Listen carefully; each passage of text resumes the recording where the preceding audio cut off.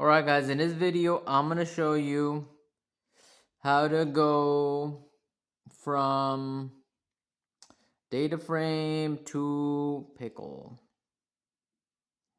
Now pickle is very Python specific. It's a way to essentially deserialize a Python object, and let me show you how to do that. So let me kind of give you an example how that will work.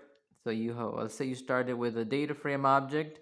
We're able to deserialize it, and we could stick it into a file that we might call df.pickle, and then we could read that file and we'll get back our original object. This operation here of creating the pickle file or reading the pickle file is fast. And on top of that, this file here that sits on the hard drive, it's a binary file and it should be tiny. It should be in general tall. So this is a very efficient operation. Some people use it as an alternative to a JSON object or maybe an XML file. I personally have not used pickle, but let me show you how you would go from data frame to pickle and back to a data frame. So we'll start by creating our data frame, pd.data frame, and inside here we could just make a list. 5, 6, 7. This is our data frame. And if we wanted to convert this to a pickle file, all we got to do is go df.to_pickle. And then inside here, we just give it the name. And we're going to name it just like that, df.pickle.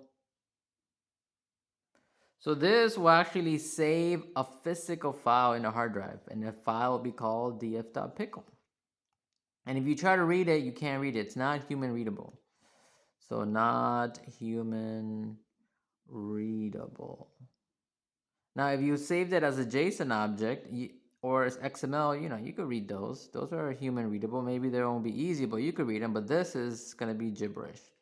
And now you don't have to call it .pickle, but this is just a good idea to name it so you know what you're working with.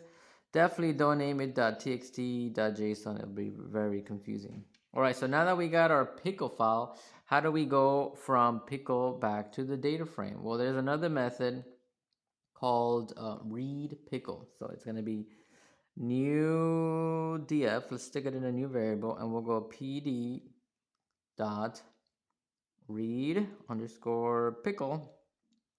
And of course, we're going to have to tell Python where is our pickle file, and it's right here. So we'll say, hey, read the pickle file that's located here, and now we have it located into our data frame. Now, theoretically, df, this variable, and new underscore df should be identical.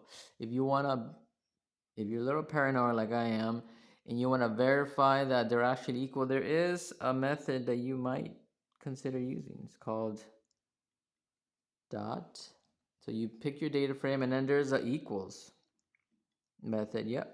And if these two data frames, new underscore df and df, are equal, then you should get back a boolean of true.